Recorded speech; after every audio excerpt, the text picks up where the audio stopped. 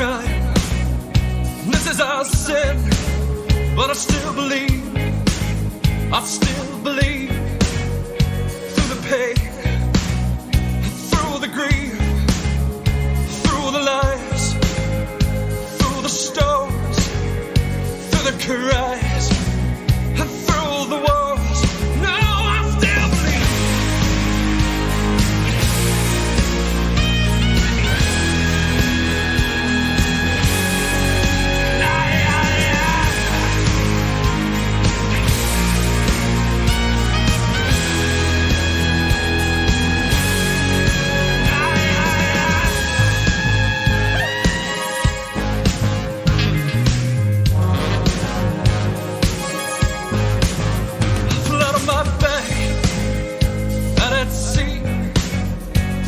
These waves to cover me, I've turned and tossed upon the waves. When the darkness comes, I feel the grave, but I still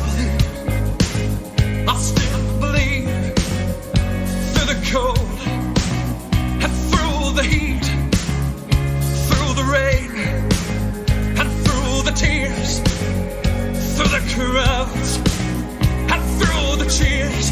No, I still believe.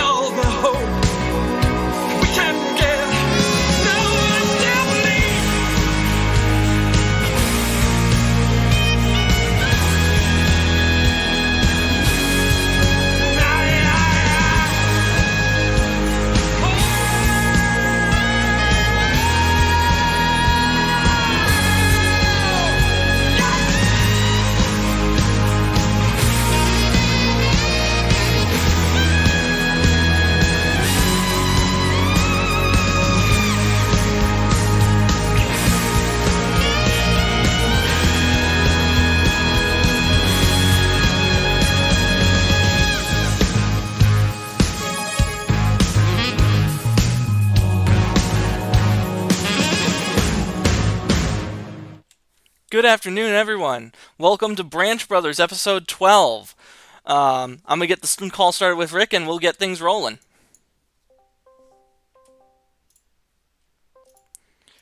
Let me make sure the audio capture and video capture are working correctly.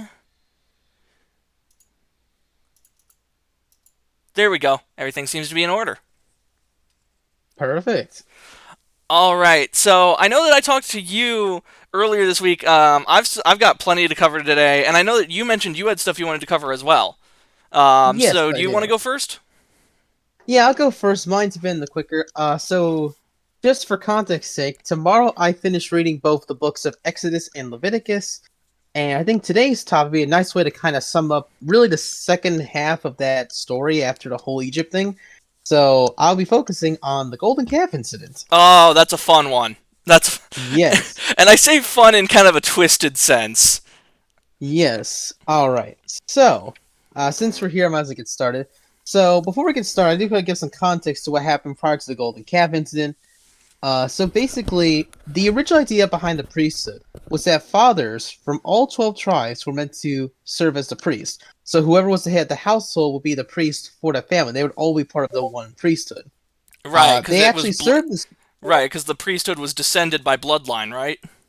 Yes, and they actually served this role during the Passover back in Egypt, where the father was still responsible for doing the Passover sacrifice on the day of the 10th plague, and that was actually a priestly role that all the families did.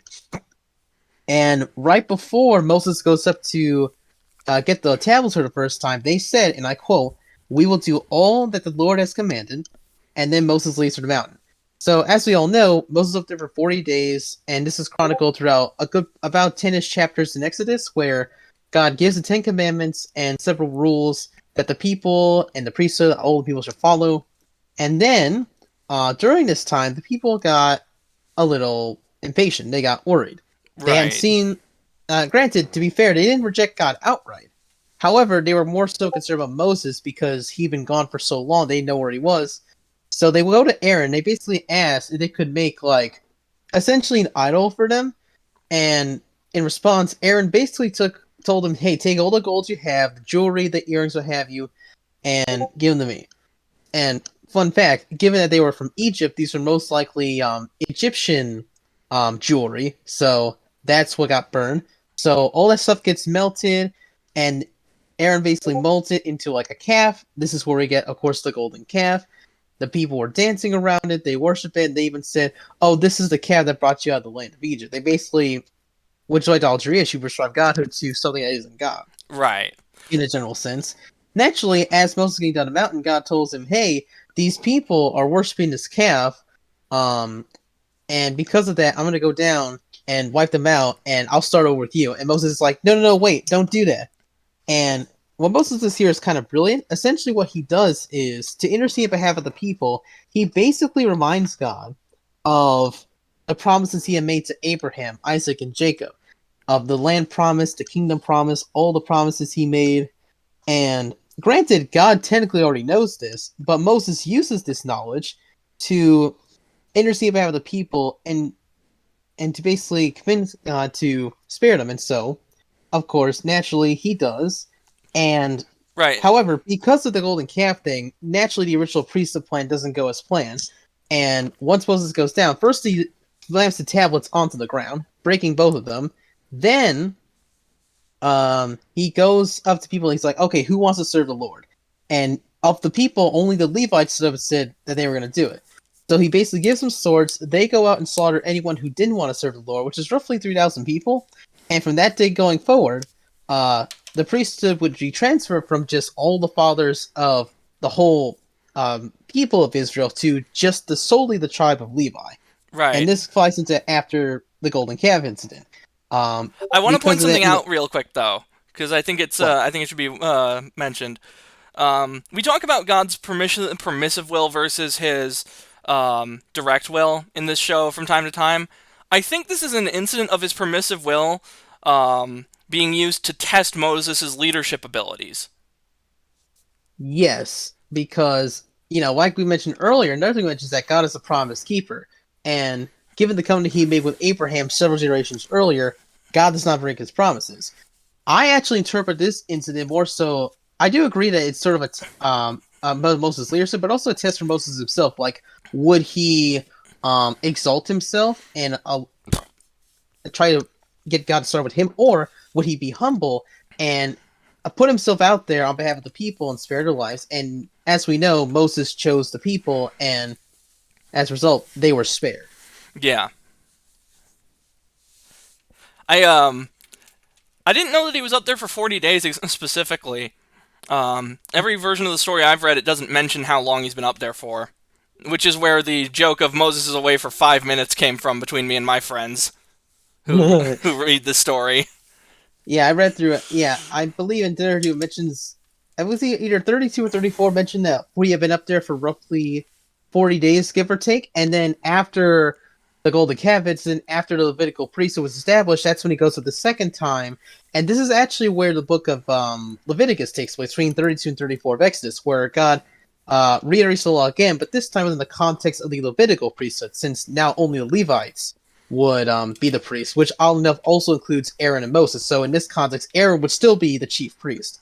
Right. Like I think it was always intended to be the chief priest, but like now it's more so just this whole tribe rather than just him like specifically. So in either scenario, he was still the chief priest, which I find kind of funny.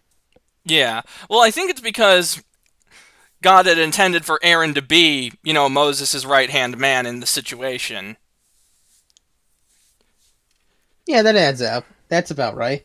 And so yeah, so basically after he hits the whole thing a second time, which is old Leviticus, that's when God gives him a second pair. No, Moses takes a second pair of tablet. God writes on those tablets. He passes down the tablets, and this time around, Aren't they stored in the Ark? yes. So basically, once Moses goes down, he basically tells the people what God had told him, essentially verbatim. They gather the materials they need, and they proceed to build the tabernacle, the Ark of the Covenant, and everything else that's inside the tabernacle, as well as the priestly garments, both getting all the materials that they needed. He consecrated two guys to help with the construction. Their names are Bezalel and Ohila, I believe. And they go on to build basically everything. They make the Ark of the Covenant, they build the tabernacle, build everything that's supposed to be inside the tabernacle and outside it. They make the priestly garments, and the book of Exodus basically ends with God's presence descending on the tabernacle, solidifying that he would be with the people as they would go into the promised land. Right. Yeah, also keep in mind, when the Golden Calves had happened, after it was resolved, initially God said that he wouldn't go with them. He would send an angel, but he himself would not go with them. But then Moses is like, no, you have to go with us because it is your presence with us, us being your people, that makes us distinct from everyone else. Without you, we're basically extinct because we're just like everyone else. Yeah. Very, very true. Yeah, so after that speech, God agrees to go with them, and that solidifies that God will be with them as they enter the promised land. Nice. I got plenty of reading done in my Bible this week too. I read through Judges all the way to 1 Samuel. And we were joking, was it last week or the week before, that I could only remember the story of Gideon. Turns out I remembered more of Judges than I gave myself credit for. I just didn't remember that it was from Judges specifically. Like, you got the story of Rahab, who drives the tent peg into the tyrannical king's head as he's sleeping. Mm-hmm. And you got the story of Samson. I just didn't remember that those specifically were from Judges. I was gonna say, I'm starting to say, like, how did you forget Samson? It's not that I forgot Samson, it's that I forgot that was in Judges specifically. Because, I mean, you don't forget a guy who was brought down by a haircut. See, like, I knew you knew the story. I was just surprised to hear that, like, you did. It didn't sound like you, because it seemed like you didn't when you mentioned how you described Judges last time, which is very weird. Yeah, no. The thing I have is I can remember Bible stories because they stick out. The problem is I can't place them always. Admittedly, the Bible, the part of the Bible that I know the best is the Gospel because it's the one that I've read the most of. I have the most repetition with the Gospel, so I'd be able to place events in that pretty easily. New Testament I've read the least. Old Testament I've read the second most of. And I can remember things from the Old Testament, but I struggle to put where after, well, except for Genesis, obviously. I'm surprised you know the Old Testament better than like most of the New Testament, because like most of the New Testament is basically just like letters, like written by Paul. Right. Well, I think it's because I've read more of the Old Test. I've had more exposure to the Old Testament than I have had the New Testament. Because throughout my life, I've attempted to read the Bible, and the way I read things, I'm going to read from front to back. I'm not going to skip around. So consequently, I have reread Genesis quite a lot. The reason that I've reread the Gospel the most, though, is because I focused a lot when I first started becoming serious about being a Christian in my mid-teens. I started with the gospel because I'm like, well, okay, this is what the entire doctrine of Christianity is centered on. Let's start here, and then after finishing after finishing the gospel, I'll read Genesis onward from front to back.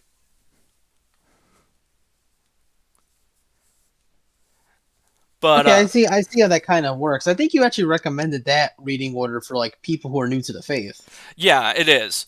I did. It's probably the best way to approach it too, because the gospel. A lot of the modern church is founded on the gospel. Um, which is why I recommend people start there. But we've gone into my rationale for that before, so let's not repeat it. I have some notes here. Oh yeah, considerably more of Judges, Rahab and Samson. Um,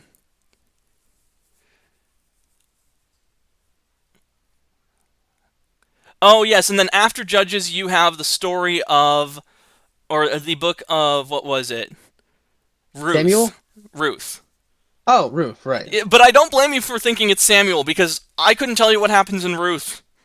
I think it has something to do with a woman who couldn't bear children, ends up having children, but I got nothing. I've read it. I actually read it twice this week because I wanted to remember, and even after the second reading, I couldn't tell you. Did Not a lot happens in Ruth that sticks out. did you ever get the part last week where I said how Ruth was like the great grandmother of King David? Oh, that's why. Okay. And yes, I did forget. Okay, yeah. So I'll just do. Yeah, it's basically what that was about. I won't go too much into it. I kind of thought about it last week, but yeah, that's the gist of it. Yeah. And then you got First and Second Samuel following that, and as a kid, I always referred to those books as the Book of Saul and the Book of David, because that's who it centers on. Well, those are the kings that are in charge, and my brain just gravitated towards that. um, a lot of because First Samuel obviously opens up with the story of Samuel and how he came to be a prophet and anoint kings for Israel. Um, as I haven't read First Samuel yet in great detail, I haven't finished it yet. We'll stop with there, but that doesn't mean that I've run out of things to talk about. I'm going to tell you guys about my time in exile. Wh- And I went into a self-imposed exile as a teenager, shortly after getting serious about being a Christian, ironically enough. And the idea for this came to me with a discussion that I had with one of my viewers earlier this week on a game stream. Um, I'll just read directly from my notes here, because I think that's the best way to stay organized on this topic. Pastor Will once said that we are not called to be sin detectives, but rather healers for the soul. This is what helped me realize that the church is not a place of law, but rather a hospital for the soul. We attend not to obey the law, but to get better as people and grow closer with Christ.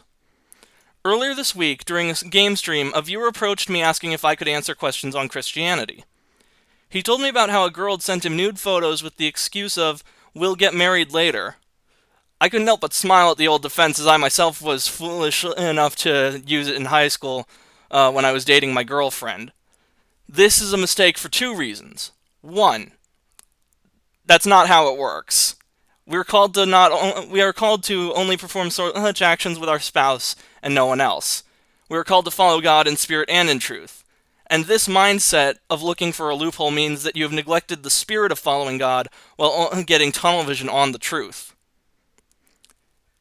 And it also makes it's also a mistake because we as people can't see the future. We have no way of knowing if we'll get married to someone we're in a relationship with in the future. Any number of things could happen to you or your lover between the present and the future that you claim to be able to that you're planning for here. I Yeah, believe I that. would like to. Oh, sure. What do you got? Yeah, just a couple quick notes on what you just said. So, number one, God knows the future. Really, no one who truly knows what'll happen, what can and will happen in the future. So, well, don't stress too much about that. Number two, within the context of like, to double on the marriage point, when it comes to like the stuff you do within marriage, that does not happen until like after you get married. Like, even if you're engaged, you really shouldn't be doing any stuff like that until you are both married to each other in the presence of the Lord. Yeah, absolutely. And I'll come back to this point later. Actually, no, I'll bring it up now because I think it's relevant to the conversation.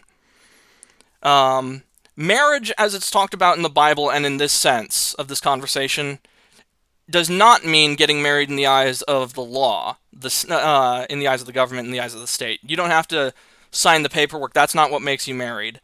Um, I know, unfortunately, very little about how Protestants view marriage, but I know that you Catholics have it's considered a sacrament. There's very specific stuff that happens for marriage to be, you guys are married now. Um, Yes. Within oh, the context of the church, there's actually two forms of marriage. There is the sacramental marriage and non-sacramental marriage. Now, I don't know too much about the specific of each, but what you say is correct. Marriage is in fact a sacrament. It's actually one of the seven sacraments we have in the Catholic Church. But the difference between a sacramental and non-sacramental marriage is actually not whether or not your spouse is a Christian, but rather whether or not the your spouse has been baptized. r- Because even if the person you're marrying is like an atheist or agnostic, if they have been baptized at any point in their life, they would actually qualify, like you guys would qualify for a sacramental marriage in the eyes of the church. we got a viewer who wants to join our call, so that they can share their opinion on the topic. Um, I think that'd be great. What do you think, Rick? Really? That's interesting. I think I had a question before. Let him in.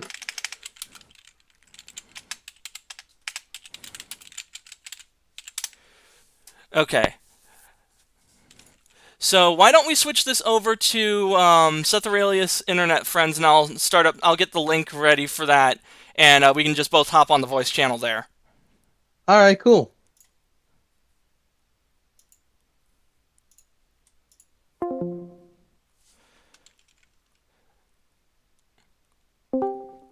Okay, now let me see if I can get the invite link going. Members, threads, copy link.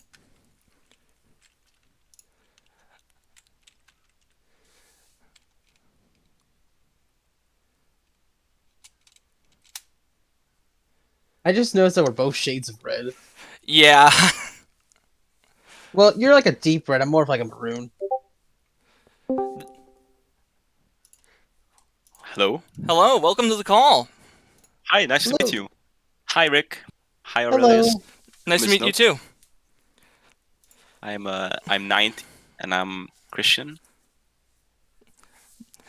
Nice. So, what was it you wanted to share with us? Yeah, I just think it was an interesting topic you were talking about. Oh, okay. Um, Sorry, sore throat, so I might take a while to respond. oh, it's all good. Um, but yeah, I've got the next part here from my notes ready. I believe that the reason we struggle with this particular sin and why it's so difficult for us to divulge and confront is because it deals with something that we all struggle with and is a matter that we hold deeply personal.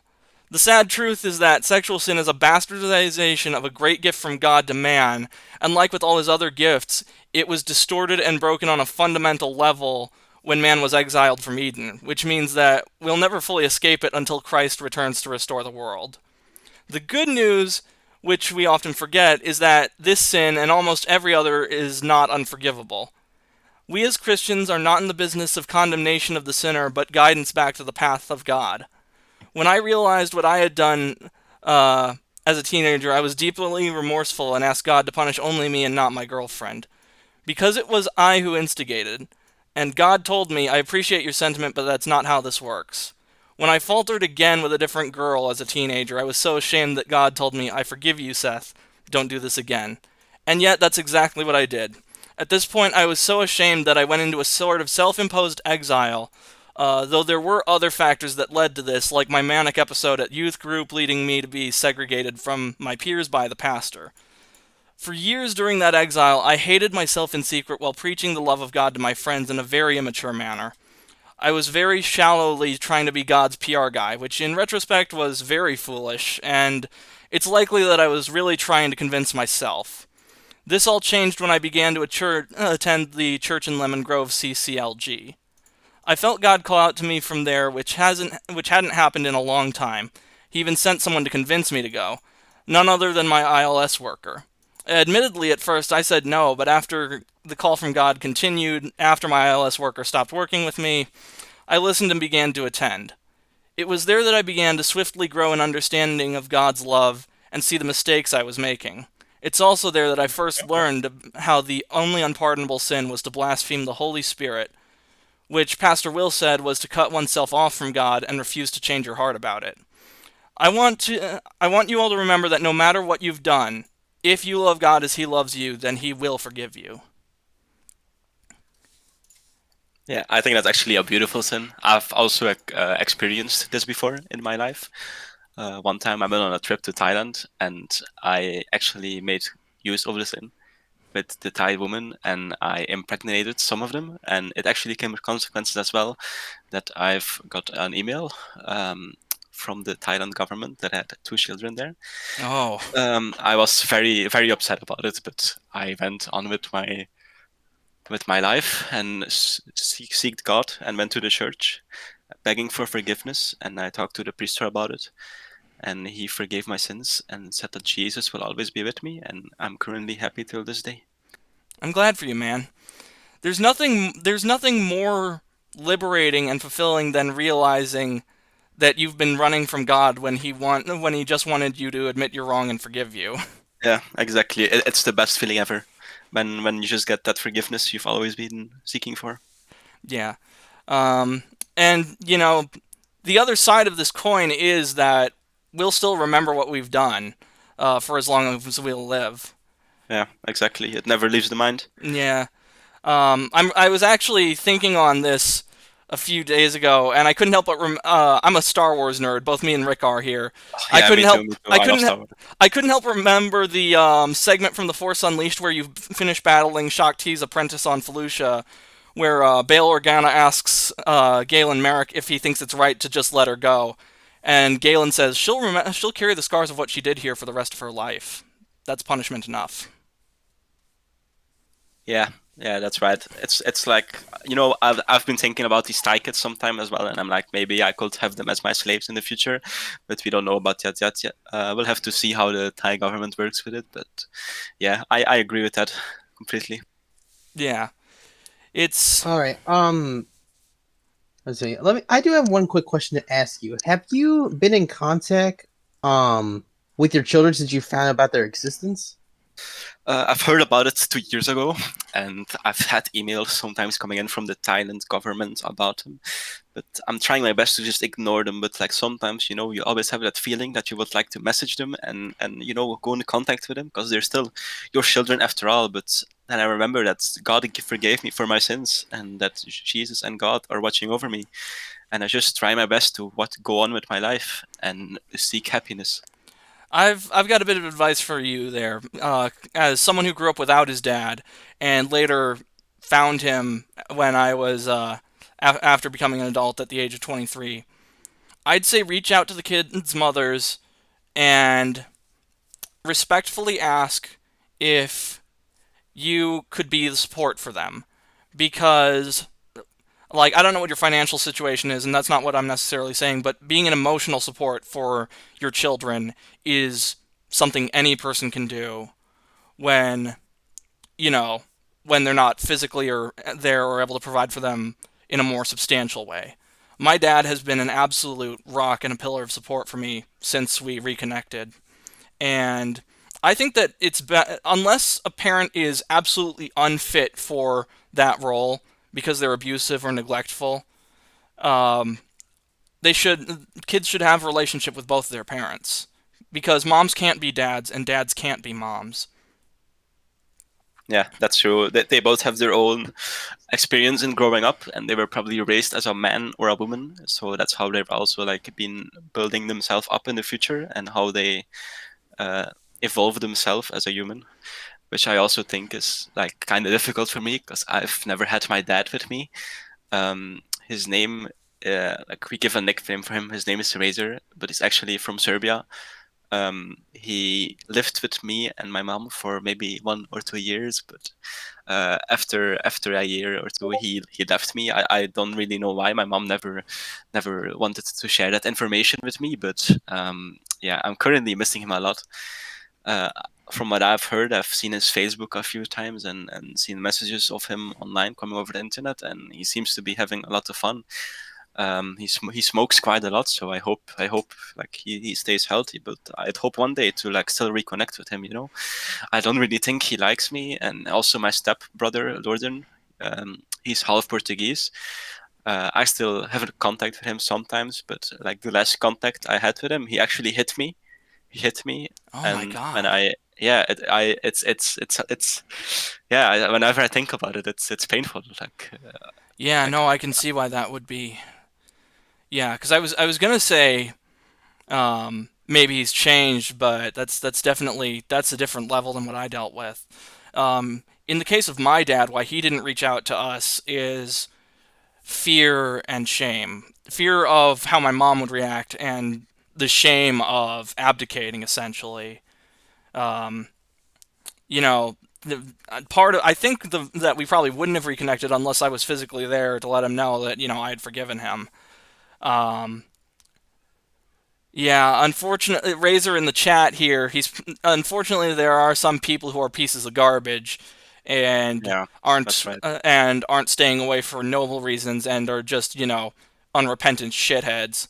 Um, Yeah, and yeah, unfortunately, you can't be too cynical and say that's like how everyone is, and you also can't be too naive and say no one's like that. Humanity is the ultimate mixed bag in that sense. Basically, uh, a coin toss as to whether someone's going to be an asshole or not. As some of my viewers saw earlier this week, even I, who try to be a good person and be nice to people, even I am not exempt from the occasional shithead behavior on the internet. yeah. It happens to the best of us.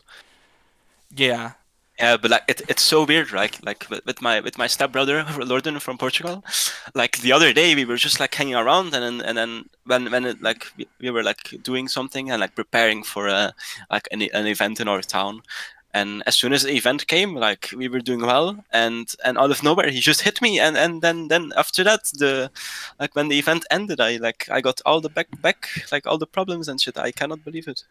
Like it's so painful for me. Like all I want is some forgiveness and everyone to be happy and have a good life. But like I've made a video on like how to cope with my how to cope with the problems and how the things turned out. Like if you want, I can share it with you. I actually made sure, it today. sure. If you want, I can screen share it to Discord. Yeah, definitely. All right, let me pull it up real quick.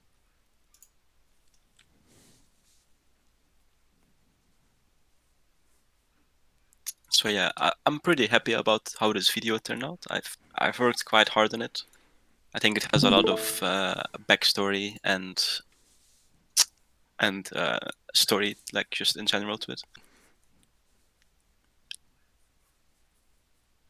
Or let me know when I can play it. I'm seeing it. Rick, are you seeing this? One, 1 sec. Okay, I can see it now. Yeah. Uh, I've worked pretty hard for this, so it means quite a lot for me. So I'd like your honest opinions about it, if that's Sure, fine for you guys. sure, All right, thanks very definitely. much. Yeah, go ahead. I really appreciate it.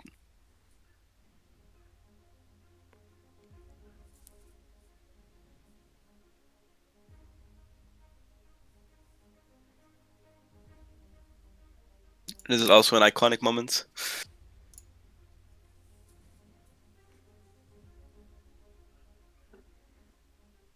Actually, this message you see here, Yeah, what is the this name of is this female? yeah, it's Observe right. This is actually Razor, or I mean not Razor. I mean my Serbian father, Okay. who made this comment. I think it's absolutely obnoxious that he will use this kind of language towards women. But yeah, I just had to show it that how he is right now. I can't believe it.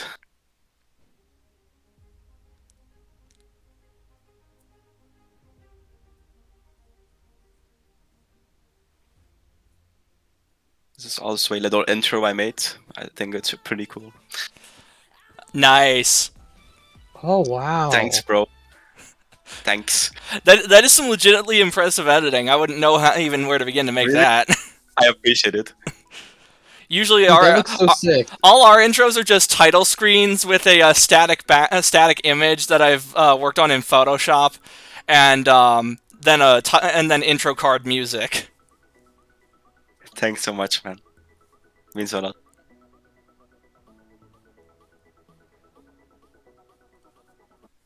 So here something positive happened. So I found this cute picture of a cat with a thumbs up to like show my positivity. Oh, thank you for the follow. Also, thank you all who are watching right now. I'm looking at the numbers. Looks there's 17 people watching. I just want to thank each and every one of you for attending this stream. It's really great to see you all. I hope you're enjoying this stuff. Holy Those Toledo! those people are actually part of my Serbian and Portuguese family, and they're all here to support me in my speech and project I made. Oh, that's awesome, dude. Dude, instead This of bringing is followers left and right, look this at is this. Oh, look at them go! Oh, they're so supportive. I wish this would be the same with my stepbrother and my stepfather, of course. But look at that, man. Everyone's here to very nice cheer to you see. on. Yeah, they're This all is so nice. awesome. Look at all Awesome. of them Again, go. once again, all the people following, thank you so much. We appreciate each and every one of you. This is incredible. We have never had this many people coming in at once and chatting, let alone following. And Yeah, this is I think this is our most viewed episode so far, at least live. Like this is incredible. They're all lovely people. I'm about to even cry. It's so beautiful. and it's always gorgeous to see when you're struggling just how many people are really there for you. I'm Yeah, I'm I'm exactly. glad for you, man, because It's a gift from God. It's a gift from God. absolutely, Amen, brother. Amen. literally, family Amen. is a gift from God. Amen. Amen. All right, let's continue the video. Yeah.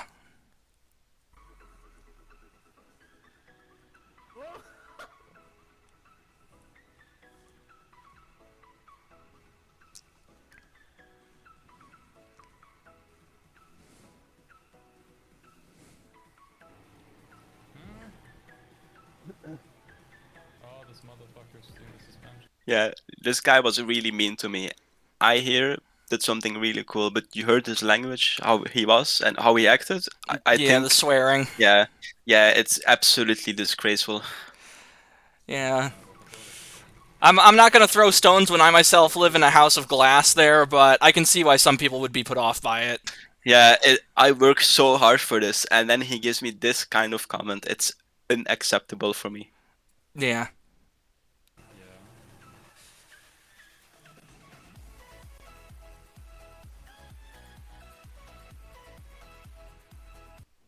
What would you think? What do you think about this? It looks like a cool game, but I mean, Yeah. it's unfortunate that the people you were playing with were shitheads. Yeah, and that's what I'm saying. Like, all these people are such frickheads. They're all so rude to me, and I don't know why. You see, the person, right? This guy, he got so angry. But I worked this hard, you know? Like, he was giving me, like, he was being so rude to me and swearing and all those bad words. Yeah, I think that this is a common behavior that you see on the. I don't know if you were playing Xbox Live or what, but I do know that trash talk and This is stuff like. PS3. Well, I know that trash talk is kind of a old, almost tradition at this point for online gaming. Yeah, yeah. When I've found that the best way to handle people who are disrespectful like that give them the benefit of the doubt that they're just trying to get a rise out of you and that they don't actually mean what they say. Yeah, exactly. Like he doesn't see how fast I am. Like I am currently maybe one of the fastest, and he just says I'm super bad when I worked this hard. Yeah. Yeah, no, I can see how that would be frustrating. Yeah, like you spent all this time, and like they just want to like make you feel bad and put you down. It's absolutely disgusting. Yeah. Okay, let's continue the video.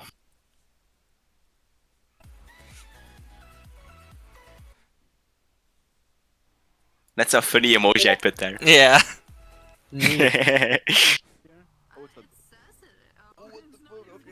You know, I used to play this game all the time back when I was in high school. What game is it? GTA 5, you also played? Yeah, I Oh, play. Wow. This was I only ever played GTA 5 once, and that was during the summer after I'd graduated high school. We were hanging out at my friend's house. His name's Forrest, and I think I was playing a mission with Trevor. I didn't recognize this game. Is this the online? Is this GTA 5 online, or Ah, is this just the nah, main story? this one is a GTA, like you know what a DLC is? It was like an expansion to the game. Oh yeah, So yeah, this I is know what that is. this right here is like an expansion. And I actually picked up this cute girl in my car, and she had voice chat on, and I was so cool with it. I Going took on her a to virtual church date the there, other my day. dude. Yeah, I Congratulations. took her to church, and it went great. and they say you can't find friends on the internet. Exactly. You know, it's Like, very some funny people that you are bring just that so up. nice. I used to say that internet relationships aren't real relationships, but then I started hanging out with Tofu and with you, Rick, and maybe I'll even become maybe you and me will become friends. And I don't know how to Yeah, pronounce that. exactly. NULP. My name is Nilp. Nilp. Okay. Yeah. Hello, can you hear me? Yeah. Yeah. Yeah, we got you. Sorry, I plugged out my microphone by accident. Uh. Yeah, I That's think we fine. can be we could be great friends. Yeah. It'd be cool. Yeah, let's do it.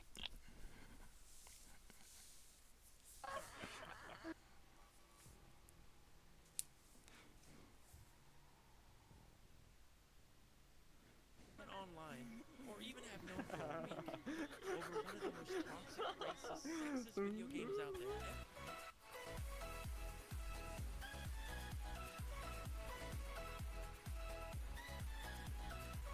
It's so cool right there, cause like I went in front of him before he could get me. Yeah.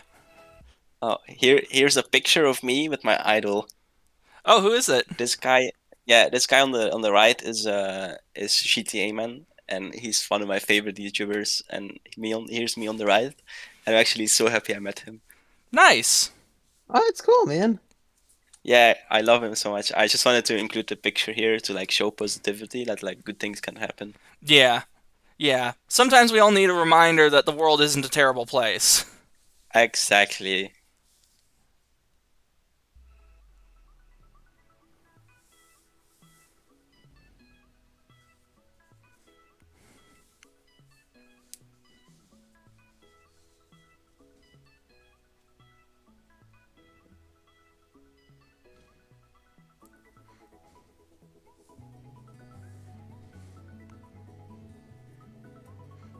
I also made that outro. Dude, nice. Yeah, this is Thanks, really man. work. Great video, man. I really like this thing. Thanks a lot. I really appreciate it. What So, editing just to be software clear, do you use? I use Vegas Pro 13, but I use some effects I made with like special add-ons. Ah, see, I use Moviezilla, and that's how I do all the editing for my videos. I never heard of that one before. Yeah, it's not very Wait, well hold on, our known. mom is calling me. Oh, sure. Oh, I have dinner in too, so I don't have that much time left. It's all right. yeah. Thank you for coming, though. Thank you for sharing your story, Yeah, sharing that I video. really It was really nice appreciate getting to talk with you. Yeah, it was cool to meet you, dude. I loved it. Thanks you guys so much for letting me state my opinion and share my story. And thanks for you guys reminding me that God is always there looking upon me and that I can always seek to Him for forgiveness and happiness. So I Yes, really appreciate that. It always, absolutely. It does my You are heart good to 100% know correct. that we are helping people by spreading the word of God. Yeah, it's really good. I'm happy you guys also feel good about it. Everyone must be happy. All right. Well, you have a good one, man. Enjoy your Yeah, dinner. you too, man. Thanks. Same for your stream. Bye, guys. Bye. Have a good one. Amen. Amen. Amen. Wow, that guy was so cool. Yeah, it was. That was. I'm beyond words here. I'm just like, wow. Dude, this is amazing. Yeah. I'm sorry. And for those in the chat, I can't say this enough. Thank you so much for coming. Thank you for following. Thank you for participating. Every single one of you, whoever's in there, I don't know who you are, your story, but you are awesome. You are great. We are so grateful to have you here. Yeah. And we kind of got off topic there, but that's okay sometimes. Cuz God can use anything to spread the word. Yes, Even that's very true. even people who oppose him, like Diocletian. Um but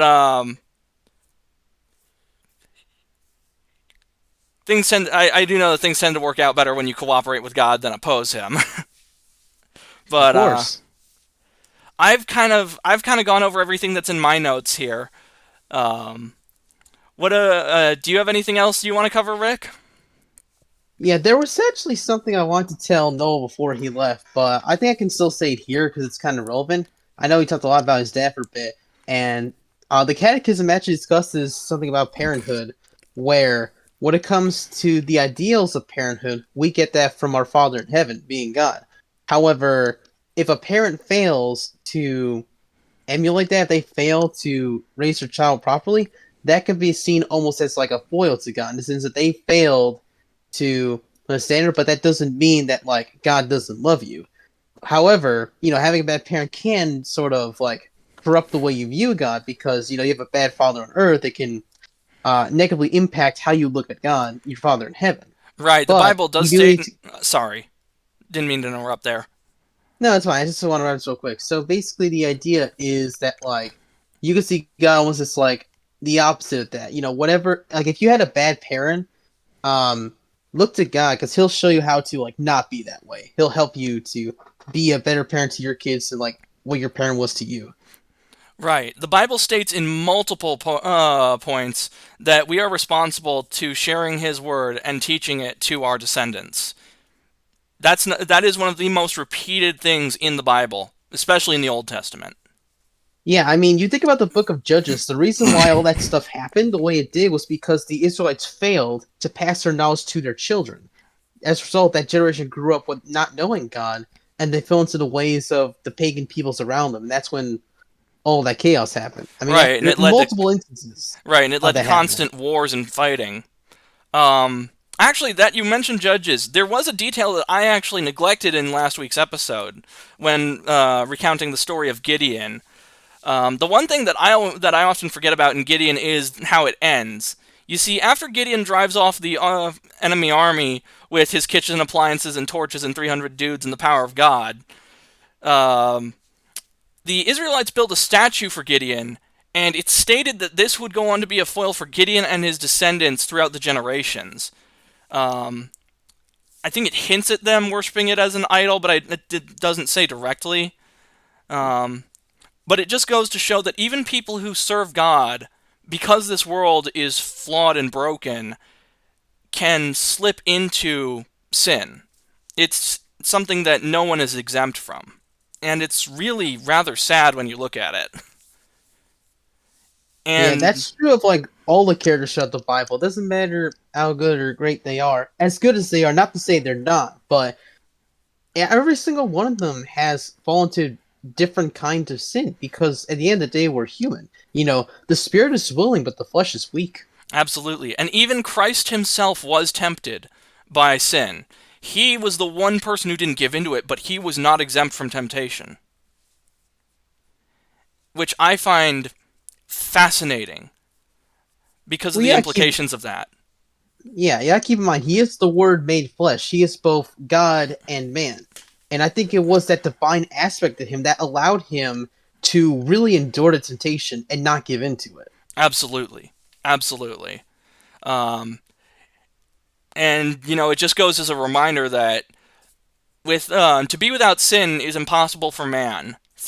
Only through God are all things possible. And Yes. And you know what? Honestly, I feel like sometimes I need to remind myself of that because, like, I know it to be true. You and I both know it to be true. But sometimes, especially when I'm in a rough patch, like, this past week has been so chaotic. Like, I was getting up super early. I was working long hours, especially in the second half of last week. It was tough. But especially in times like that, you need to remind yourself God is with you. You're going to make it through this. Things are going to get better. absolutely. That was one of the few things that kept me from completely coming unglued when I was at my absolute worst and off my medication.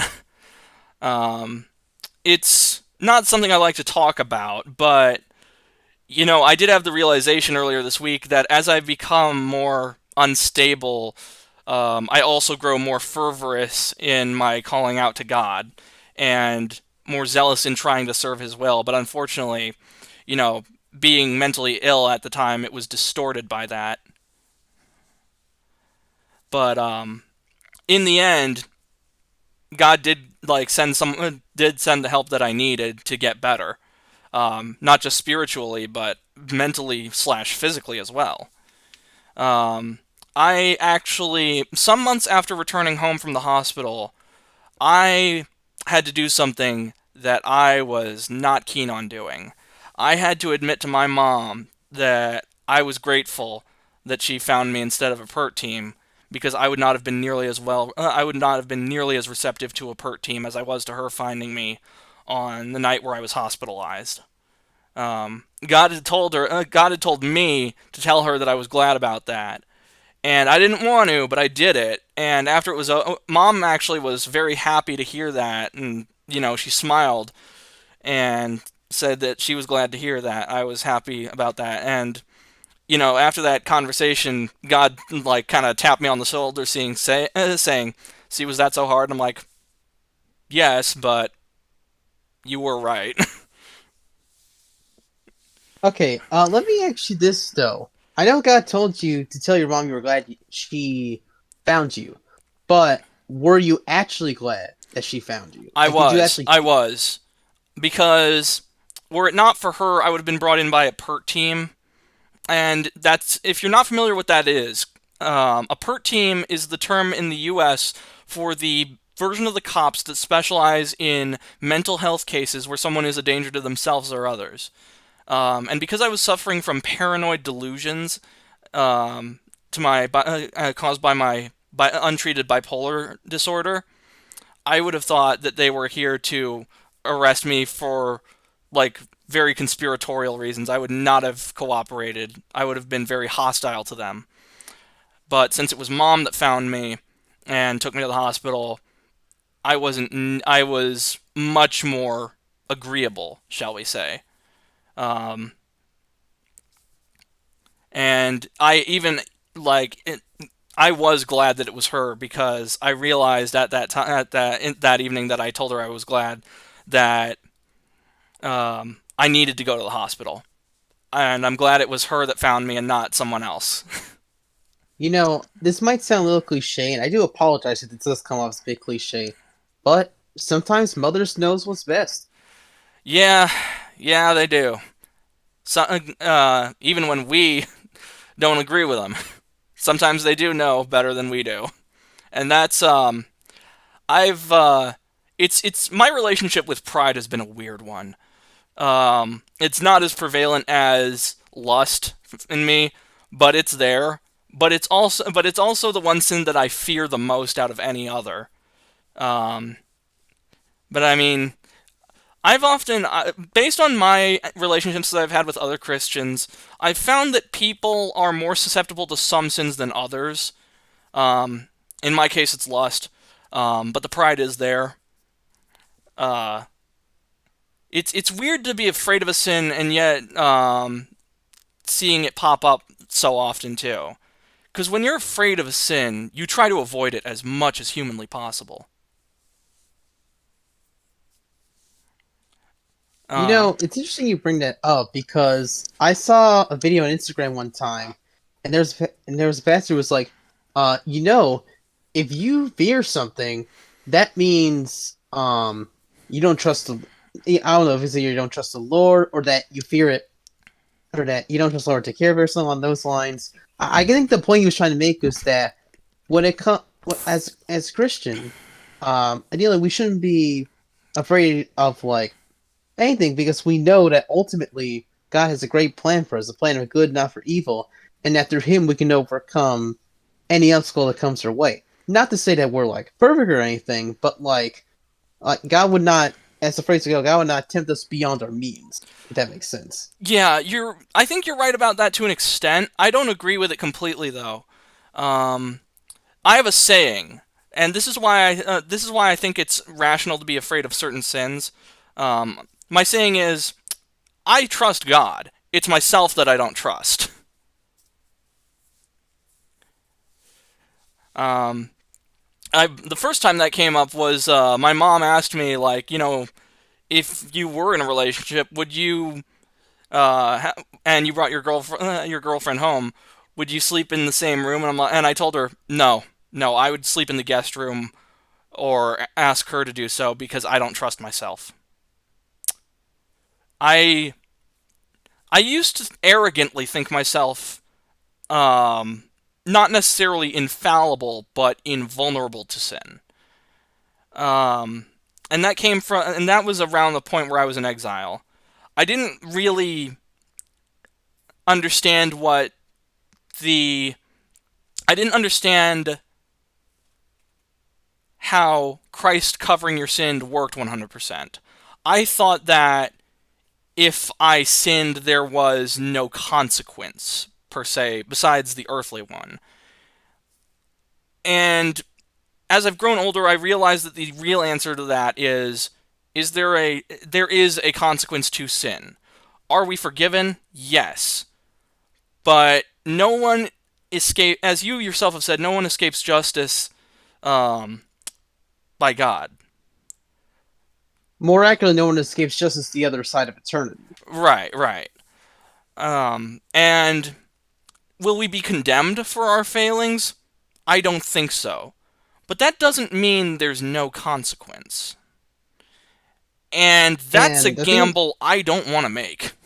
yeah, and keep in mind, sometimes the consequences don't just affect you; they can affect the people around you. That is most certainly true.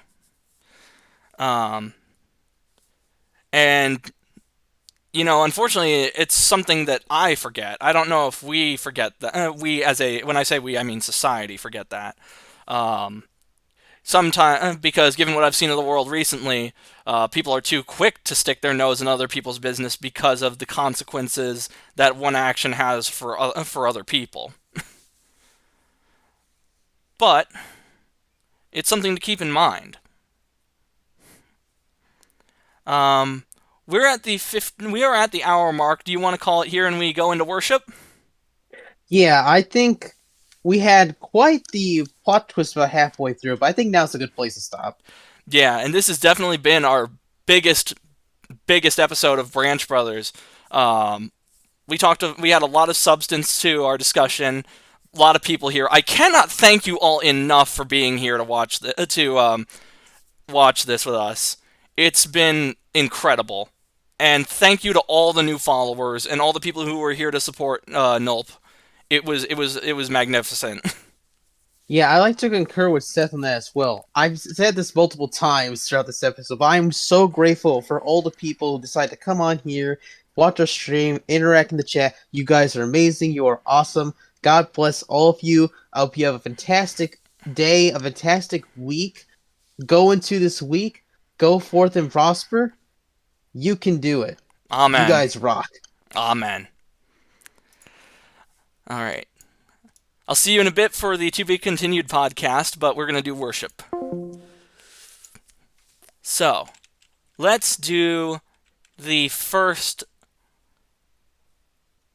of the new songs. Let There Be Light by Striper.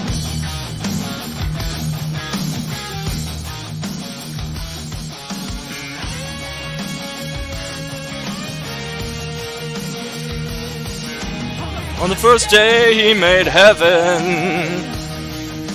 Then earth and said, let there be light. Then he separated the water from the sky. The ground becomes land, and waters became the seas, and he was pleased. Trees would take root and live to bear fruit. Let there be light, day and a night, stars shining bright. Let there be light.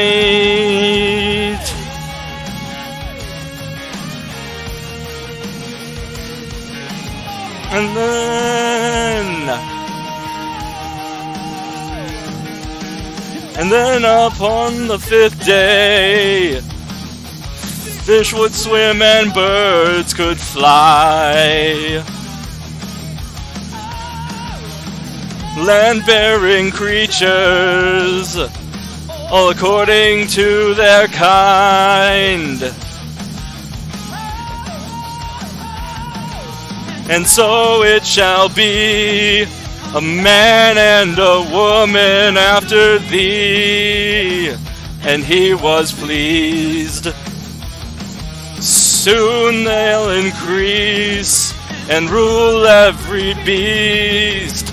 So let there be light, day and a night, stars shining bright. Let there be light.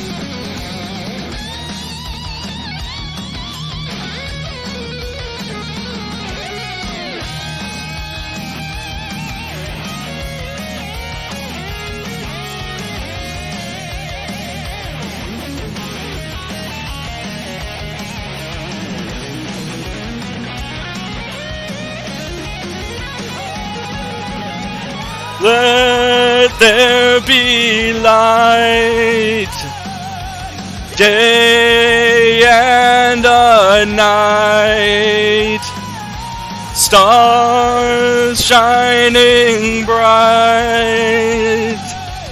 Let there be light, let there be light, day and a night, stars shining bright. Let there be light.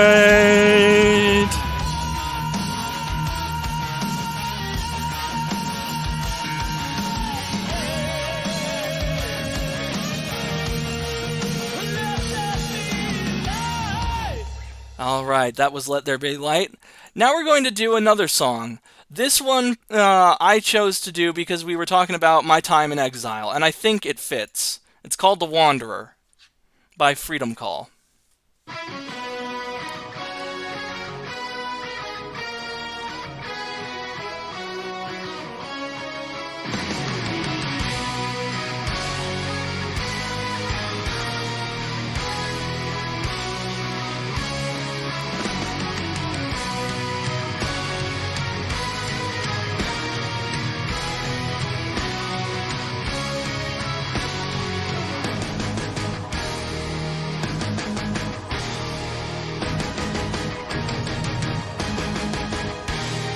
Here I am, a wandering man. I'm walking through a barren land. I lost my way, I lost my home. In deep despair, I'm riding on. Guardian, where are you now? Ease my heart and fill my soul. Carry on, dream your dreams. Your lust for life, the reason to live, carry on. Hold your ground, alive and free, you'll never go down. I call upon the Holy Sun, a million miles away from home. My will is gone, my deeds are done. A dusty road I'm dragging along. Guardian, talk to me now. Ease my heart and fill my soul. Carry on, dream your dreams. Your lust for life, the reason to live. Carry on, hold your ground. Alive and free, you'll never go down. In moments of silence, when you're alone, you feel the desire is burning still strong. Open your heart and remember the day when I sent you out on your way.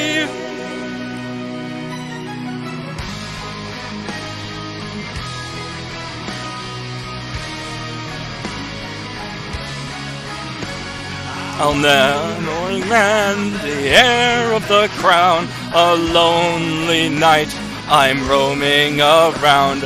I'll never rest, I'll never give in until my quest has come to the end.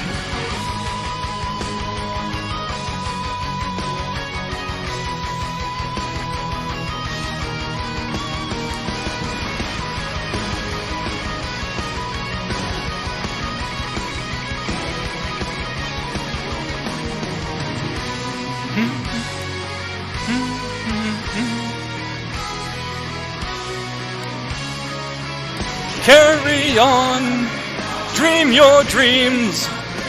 Your lust for life, your reason to live. Carry on, hold your ground.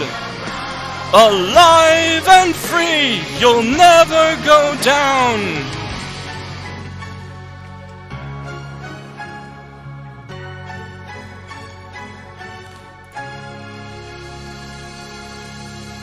Alright, and now we move on to the hymns, as brought to you by Rick. Let's go into the folder really quick and get the stuff up. Because I do not have these slideshows transcribed to videos just yet. I'll have to fix that still. We will do... let's start with the Table of Plenty. This is one that was sent to me by Rick earlier this week.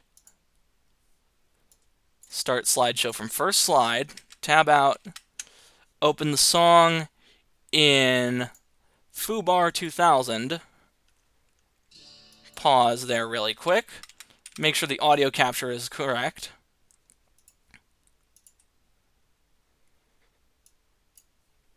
and get the correct window going.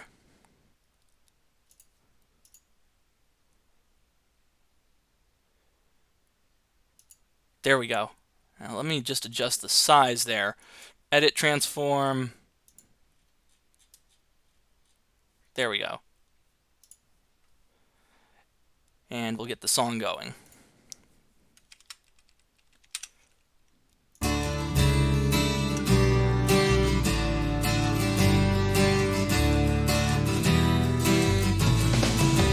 Come to the feast of heaven and earth. Come to the table of plenty. God will provide for all that we need here at the table of plenty.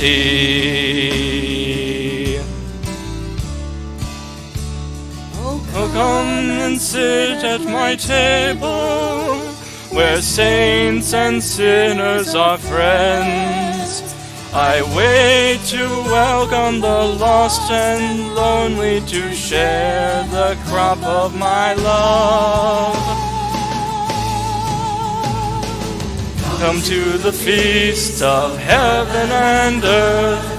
Come to the table of plenty. God will provide for all that we need here at the table of plenty.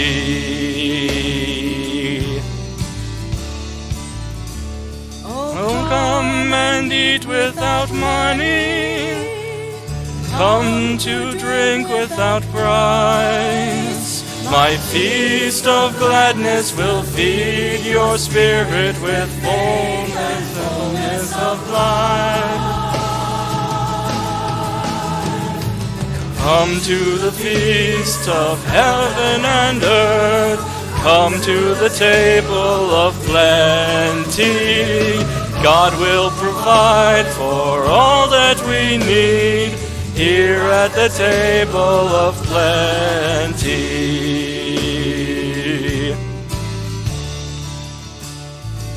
God will sustain you through days of sorrow and loss. My wine will flow like a sea of gladness right down to the depths of your soul. Come to the feast of heaven and earth. Come to the table of plenty. God will provide for all that we need here at the table of plenty.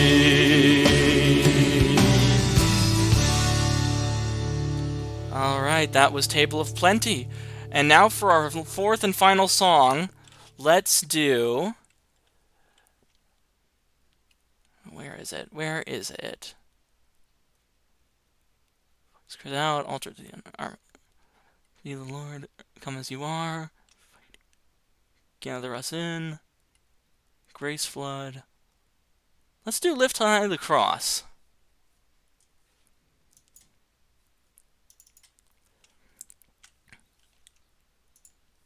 Oh wait, no. There was a different one that Rick sent to me.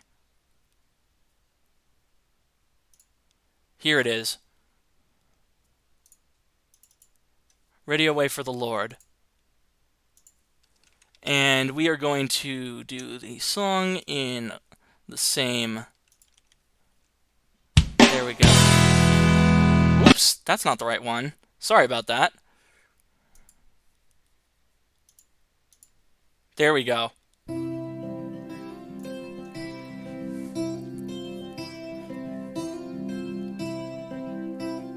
Ready the way for the Lord. Ready the way of the Lord. A voice cries out in the wilderness. Ready the way of the Lord. Let every valley be filled. Let every valley be filled. Let every mountain be humbled. Let every valley be filled. Here is your God, coming with your vindication. Look and behold the saving power of God. Strengthen the ones who are weak. Strengthen the ones who are weak. Say to the one who are contented, strengthen the ones who are weak.